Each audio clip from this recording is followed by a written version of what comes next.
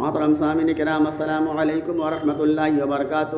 اللہ تبارک و تعالیٰ قرآن پاک کے اندر ارشاد فرماتا ہے وما خلقت الجن والانس الا لیعبدون، جس کا ترجمہ یہ ہے کہ ہم نے جنات اور انسان کو عبادت کے لیے پیدا کیا ہے۔ ہم اور آپ عبادت کے لیے پیدا کیے گئے ہیں، اس لیے سب سے بڑی عبادت ہے، سب سے اہم عبادت ہے نماز۔ نماز کی پابندی کریں، نماز کی پابندی کریں گے اللہ تبارک و تعالیٰ کی رضا حاصل ہوگی۔ نماز کو اناپ شناپ پڑھیں گے، اگر وہ سیدھا نماز ہوئی تو ہمارے منہ پر مار دی جائے گی، اگر بہتر نماز ہوئی تو اللہ تبارک و تعالیٰ قبول فرمائے گا۔ لہٰذا ہمیں اور آپ کو چاہیے کہ نماز کے اندر جو فرائض ہے 7، اس 7 فرائض پر دھیان دیں۔ 7 فرائض ہے تکبیر تحریمہ، قیام، قرات، رکوع، سجدہ، قعدہ اخیرہ، خروج بسمعی۔ ان فرائض کو ہم انجام دیں گے۔ اس میں ایک فرض ہے سجدہ۔ سجدہ ہم اور آپ جو کرتے ہیں تو اس کا دھیان نہیں دیتے ہیں۔ سجدے میں ہمیں اور آپ کو دونوں پیر کی انگلی زمین پر ٹکنا چاہیے، دونوں ہاتھ کے کان کے نیچے رہنا چاہیے، اور ساتھ ہی ساتھ سب سے پہلے سجدے میں جائیں گے تو ناک پہلے زمین پہ لگے گی، بعد میں پیشانی، اور جب سجدے سے سر اٹھائیں گے تو پیشانی کو پہلے اٹھائیں گے اور ناک کو بعد میں اٹھائیں گے۔ اس طریقے سے ہم سجدہ کریں گے تو انشاءاللہ ہمیں کامیابی ملے گی، کیونکہ نماز بہت بڑی عبادت ہے۔ جو آدمی 5 وقت باقاعدہ نماز ادا کرتا ہے اسے بے شمار نوازشات سے نوازا جاتا ہے۔ حضور اکرم تاجدار عرب و عجم صلی اللہ تعالیٰ علیہ وسلم نے ارشاد فرمایا کہ نماز اللہ کی خوشنودی، انبیاء کی سنت ہے، نماز فرشتوں کی محبت ہے، نماز معرفت کا نور ہے، نماز ایمان کی اصل ہے، نماز دعا، واجبات اور اعمال کی قبولیت کا باعث ہے، نماز مال و دولت میں برکت ہے، نماز دشمنوں کے خلاف ہتھیار ہے، نماز شیطان کو ذلیل کرنے کا باعث ہے، بے نمازی اور ملک الموت کے درمیان شفاعت ہے، نماز قیامت تک نمازی کی قبر کا چراغ ہے، نماز قیامت کے دن اس کے سر پر سایہ اور تاج ہے، نماز اس کے بدن پر لباس ہے، نمازی اور آگ کے درمیان پردہ ہے، رب کائنات کی بارگاہ میں دلیل ہے، نماز میزان میں وزنی عمل ہے، نماز پل صراط کو پار کرنے کا ذریعہ ہے، نماز جنت کی کنجی ہے۔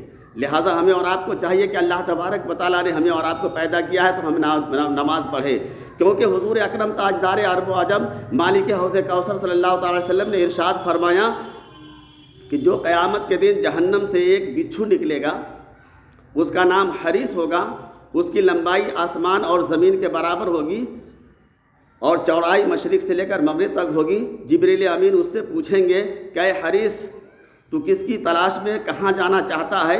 تو وہ جواب دے گا قیامت کے میدان میں جانا چاہتا ہوں اور 5 طرح کے شخصوں کی تلاش میں ہوں۔ نمبر 1 نماز کو ترک کرنے والا، نمبر 2 زکوٰۃ نہ دینے والا، نمبر 3 والدین کا نافرمان، نمبر 4 شراب پینے والا، نمبر 5 مسجد میں دنیائی باتیں کرنے والا۔ کیونکہ اللہ تبارک و تعالیٰ فرماتا ہے مساجد اس لیے بنائی گئی ہے کہ اس میں اللہ کے سوا کسی اور کو نہ پکارا جائے۔ اب ذرا غور کریں، حضور اکرم تاجدار عرب و عجم صلی اللہ تعالی وسلم نے ارشاد فرمایا کہ اللہ تبارک و تعالیٰ نے جبریل امین کو بہت ہی خوبصورت شکل میں پیدا فرمایا اور اسے خوبصورت سنہری پروں سے مزین کیا، جس میں سے ہر ایک کی لمبائی مشرق سے لے کر مغرب تک ہے۔ تو حضرت جبریل امین نے یہ دیکھ کر عرض کیا کہ میرے پروردگار، کیا تو نے مجھ سے زیادہ خوبصورت کسی چیز کو پیدا فرمایا ہے؟ تو جواب نفی میں ملا۔ تو حضرت جبریل امین نے شکرانہ ادا کرنے کے لیے کھڑے ہو گئے اور 2 رکعت نفل نماز کی، ہر رکعت میں 20,000 سال کا قیام کیا، اللہ کی حمد و ثنا کی۔ تو جب وہ نماز سے فارغ ہوئے تو اللہ تبارک و تعالیٰ نے فرمایا اے جبریل، تو نے اس طرح میری عبادت کی جس طرح میری عبادت کرنے کا حق ہے، لیکن آخری زمانے میں میرے محبوب نبی کریم صلی اللہ تعالیٰ علیہ وسلم تشریف لائیں گے، جس کا نام نامی اس میں گرامی محمد ہوگا۔